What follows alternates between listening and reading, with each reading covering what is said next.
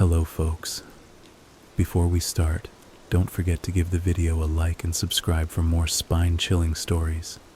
Let's try to reach 100 subscribers. Thank you. Now, let's enjoy today's stories. I never thought I'd be the kind of person to explore the dark web. I'd heard the stories. Who hasn't? Drug deals, hitmen, creepy videos. It sounded like the kind of thing you'd only see in movies. But let me tell you something right now. It's real. All of it. And it's worse than you can imagine. It started like this. My buddy Max and I were hanging out one night, just goofing off and scrolling through Reddit. We were on one of those creepy internet stories threads, reading about people who accidentally stumbled onto the dark web. Most of the stories were probably fake, but they were entertaining, and we were bored. Then Max said, I've always wondered if it's as bad as people say. Like, how hard is it to even get on the dark web? I laughed nervously. Pretty hard, I think. Don't you need some kind of special browser? Yeah, it's called Tor, he said. It's not even illegal to use. You just have to know what to look for once you're on there. That should have been my first red flag. Max was always the guy who pushed boundaries, the one who said, let's just see what happens. And me? I was the guy who went along with it because I didn't want to seem like a wimp. Before I knew it, Max had downloaded Tor on his laptop. It was shockingly easy. Like, we're talking 5 minutes, and we were staring at this plain-looking browser window. He started typing in URLs he found on some sketchy forum, most of which were just dead links or random nonsense. And then, after about an hour of digging, we found something. The site didn't have a name, just a weird jumble of letters and numbers for a URL. The homepage was black with white text, no images, and no flashy graphics. At first, I thought it was just another dead end, but then I started reading. It was a marketplace. Not for normal stuff like clothes or electronics. This was darker. There were listings for fake IDs, credit card information, weapons, drugs, and services that I didn't even want to think about. Each listing had a price in Bitcoin, along with reviews from buyers. Actual reviews like, great seller, product arrived quickly. It was surreal. Holy crap, Max whispered. This is your insane. Email for instructions. I should have stopped him right there. I should have said, okay, we've seen enough, let's log off. But I didn't. I was too curious, and maybe, just maybe, a little excited.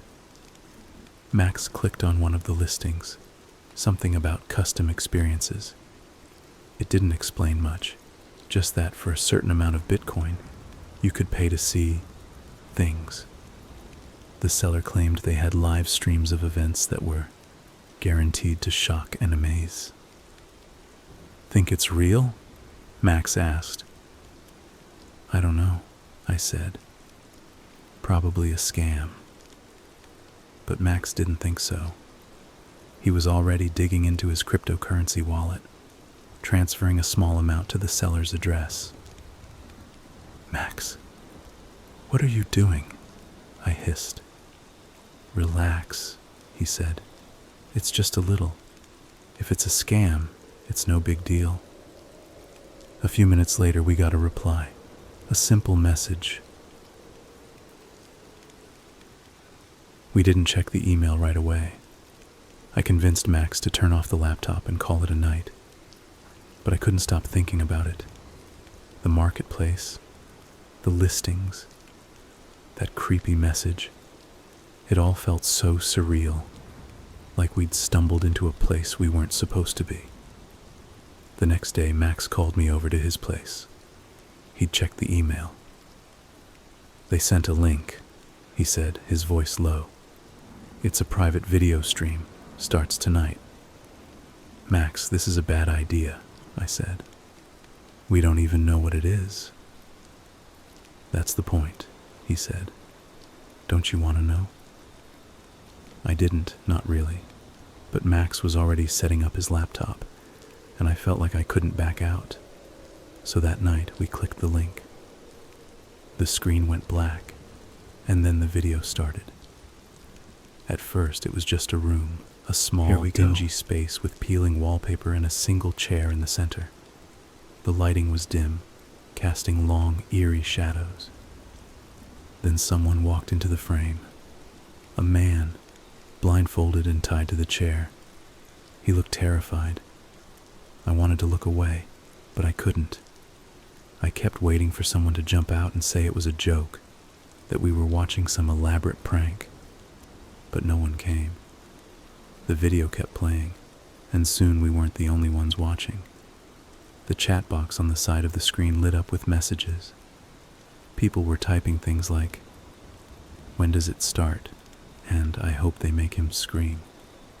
I turned to Max. "We need to turn this off." But before he could respond, the real show began. A figure entered the room, wearing a mask that looked like an animal skull. They moved slowly, deliberately, as if savoring the tension. In one hand, they held a knife. The chat exploded. "Make it good this time. $500 if you cut him." My stomach churned. This wasn't just some sick video. This was real. The man in the chair started screaming, muffled by the gag in his mouth. The figure circled him, dragging the knife along his skin, not cutting deep, but just enough to make him bleed. I turned away. "Max, I'm serious. Turn it off." He was pale, his hand frozen on the mouse. I can't." "Why not?" "They'll know," he whispered. They said they'd know if we leave." I didn't understand what he meant until he showed me the email. At the bottom, in bold letters, it said, "Do not exit the stream. Do not disconnect. We are watching you." I thought it was a bluff, but then Max's phone buzzed. A text from an unknown number. "Stay tuned." My heart sank. How did they know? How could they see us? The video continued, each moment worse than the last. The man in the chair was sobbing now, his body covered in cuts and bruises. The figure in the mask didn't say a word, just kept working, as if they were an artist, and this was their masterpiece. I wanted to scream, to grab the laptop and smash it into a million pieces, but I was too scared, too frozen. And then, the video ended. The screen went black, and a message appeared. "Thank you for watching. More to come." I thought that was it. I thought we were free. I was wrong. When the stream ended, Max and I just sat there in silence. The glow of the laptop screen was the only light in the room, and it felt like the walls were closing in. My hands were shaking, my throat dry. I couldn't stop replaying the video in my mind. The man's terrified screams, the masked figure's calm, methodical movements. "Max, we have to report this," I finally said. "To who?" Max shot back. "The police? What are we going to tell them? That we paid Bitcoin to watch some illegal dark web stream? They'll think we're part of it." "But if we don't?" A loud knock at the door cut me off. We both froze. It was nearly midnight, and no one ever visited Max's place, especially not at that hour. The knock came again, harder this time. "Who is it?" Max called, his voice cracking. No answer. Max grabbed a baseball bat from under his couch and motioned for me to stay back. He approached the door slowly, every step echoing in the tense silence. When he finally opened it, no one was there. But something was. A small package sat on the doorstep, plain and unmarked except for a single word scrawled in red ink. "Watch." We brought the package inside, though every instinct told me we shouldn't. Max opened it carefully, using a knife to cut through the tape. Inside was a flash drive. Nothing else. "Don't plug it in," I said immediately. "This is how people in horror movies die." Max ignored me. "If they wanted to hurt us, they would have already. They know where I live." "That's supposed to make me feel better." Instructions. He inserted the flash drive into his laptop, and a single video file popped up. The title was just another chilling reminder that we weren't in control. For our new friends. I didn't want to watch it. Every fiber of my being told me to walk out that door and never look back. But Max clicked on the file, and the video started.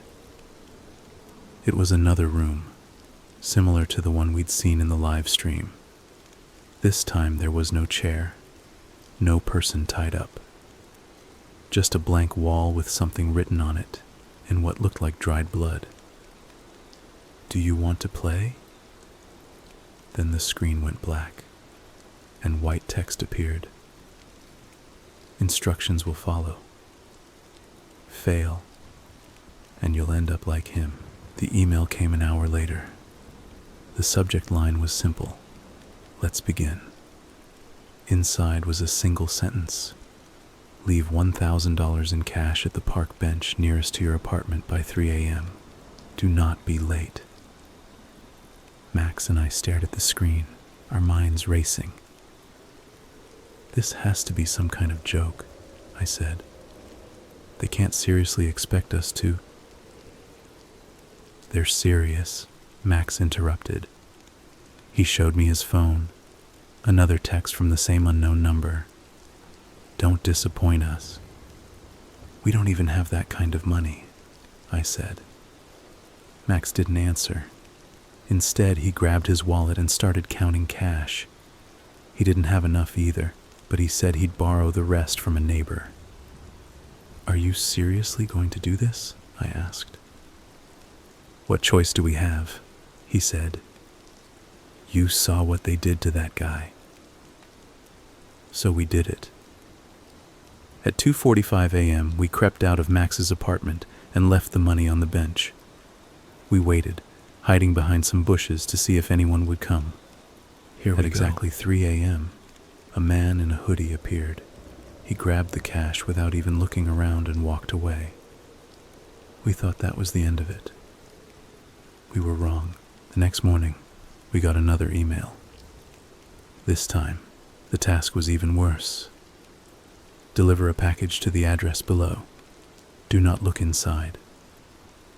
The address was on the other side of town, in a rundown neighborhood that neither of us had ever been to. The package itself arrived at Max's door an hour later, delivered by an unmarked van. It was small, wrapped in plain brown paper, and weighed almost nothing. "What do you think's inside?" I asked. Max shook his head. "I don't want to know."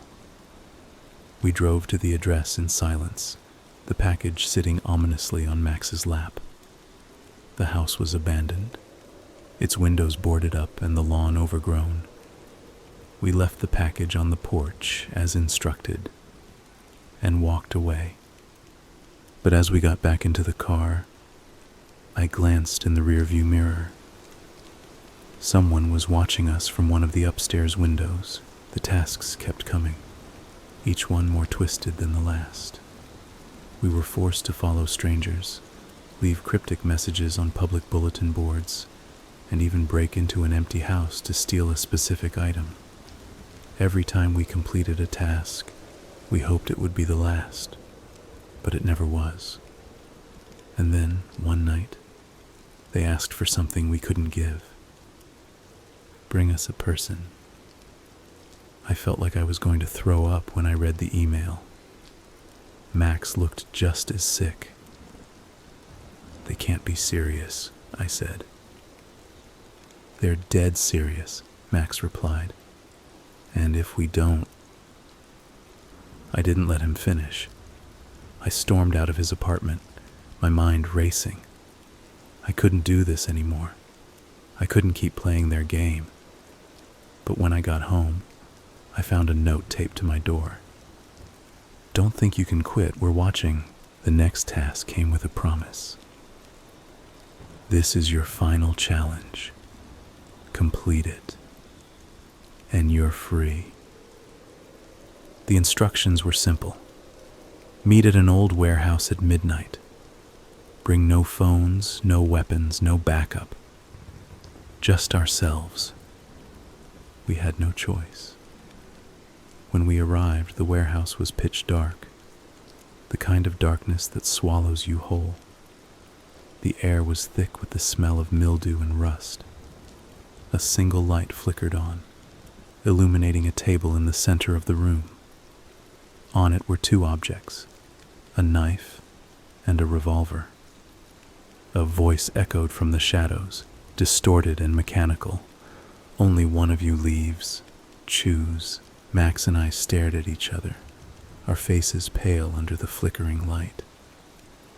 I can't do this, I said. Neither can I, Max replied. The voice boomed again. Choose, or we choose for you.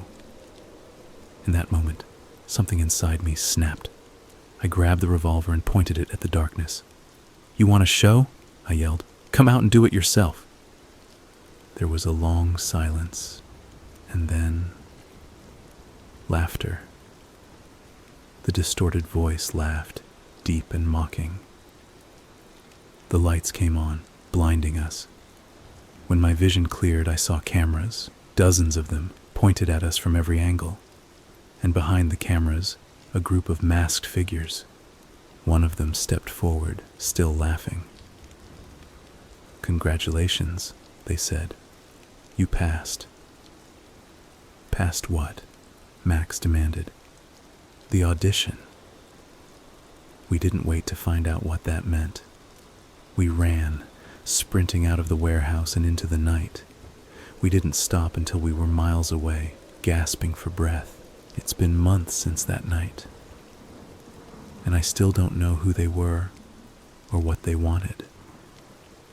The task stopped. The email stopped. And for a while, I thought we were safe. But every now and then, I feel like I'm being watched. And sometimes, when I check my phone, I see an unknown number calling. I never answer. Because deep down I know it's them, and they're just waiting for me to play again.